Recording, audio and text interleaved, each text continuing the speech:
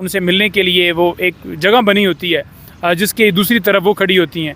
तो वो उस जगह के ऊपर जब खान साहब पहुँचे, थोड़ा सा हमारा फासला ये आप लगा लें कि 5 से 7 फुट का था।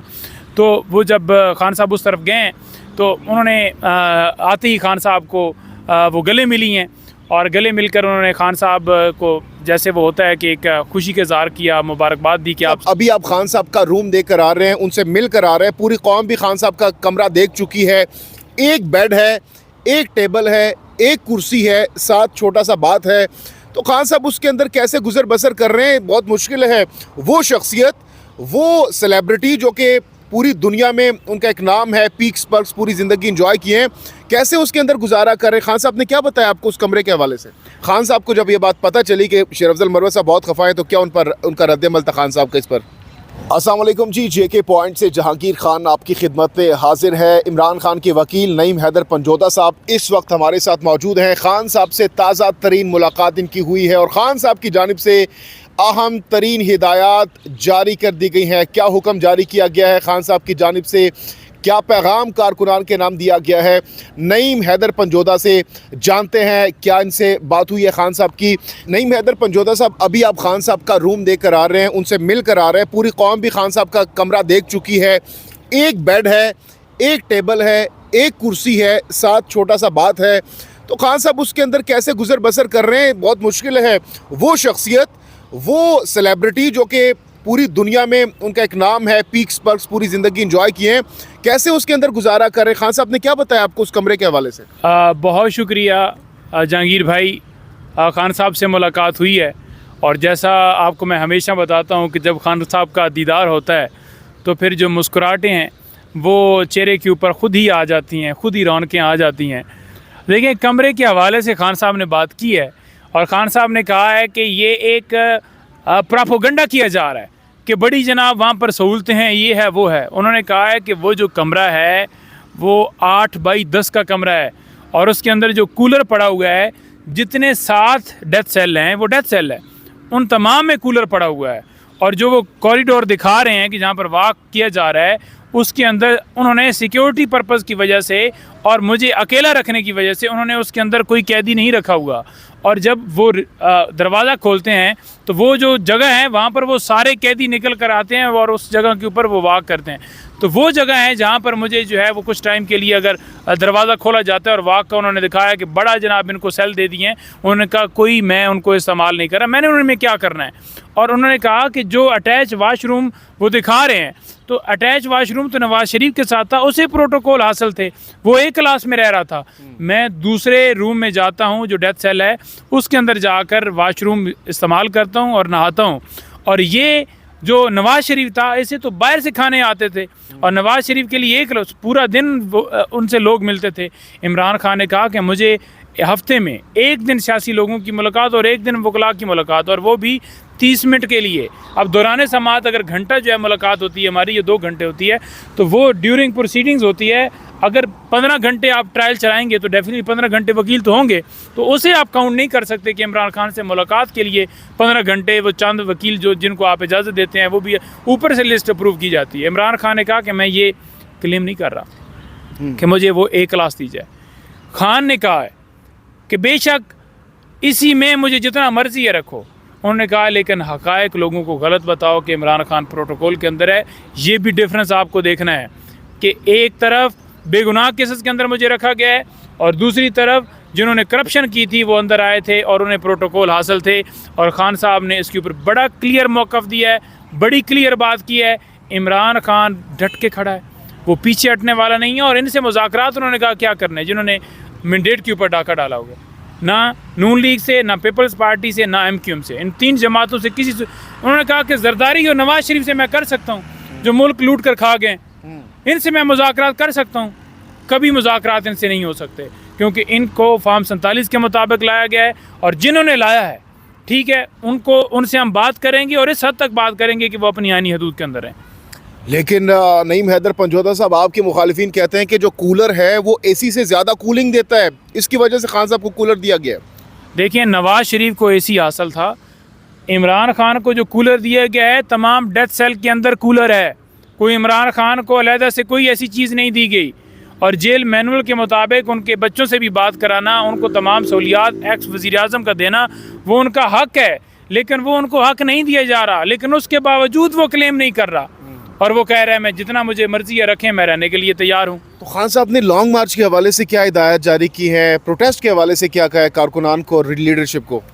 देखें, कारकुनान को उन्होंने कहा है कि जिस वक्त भी पूरे मुल्क के अंदर मैं कॉल दूंगा आपने निकलना है, पूरा मुल्क निकलेगा।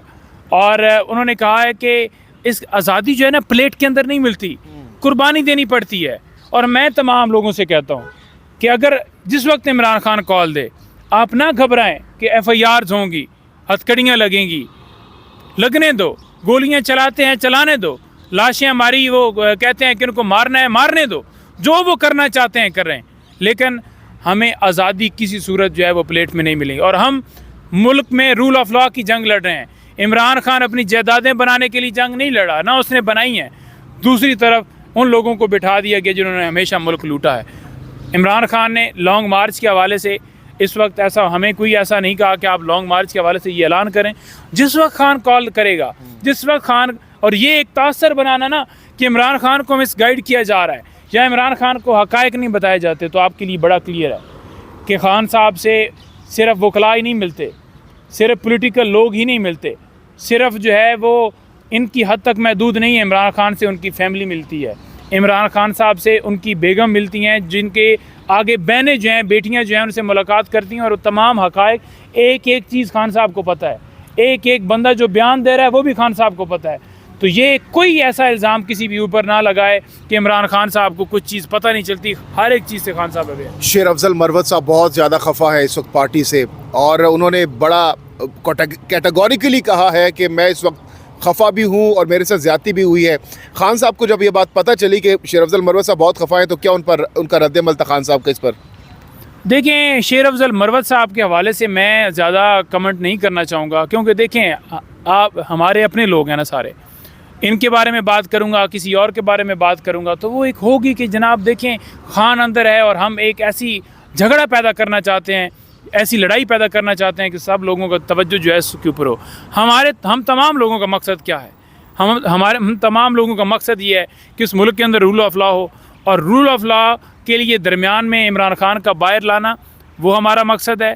केसेस को ख़त्म करवाना हमारा मैंडेट की वापसी, और वो हमारी यकतरफ़ा है। शेर अफजल मरवत साहब हों, उमर अयूब साहब हों, शिबली साहब हों, गौर साहब हों, असद कैसर साहब हों, अली मीर गंडापुर साहब हों, तमाम लीडरशिप इस बात पे एक है, इस बात पे यकजा है कि मुल्क के अंदर रूल ऑफ लॉ होना चाहिए और इमरान खान की रिहाई, वर्कर्स की रिहाई, और इसके ऊपर हमारी एक बात है। मरवत साहब ने कहा कि जब खान साहब मुझे बुलाएंगे तभी मैं वापस जाऊंगा, तो खान साहब ने क्या कोई डायरेक्शन दी है उनको वापस बुलाने की, या फिर उनको अपने पास बुलाकर उनको मनाया जाएगा?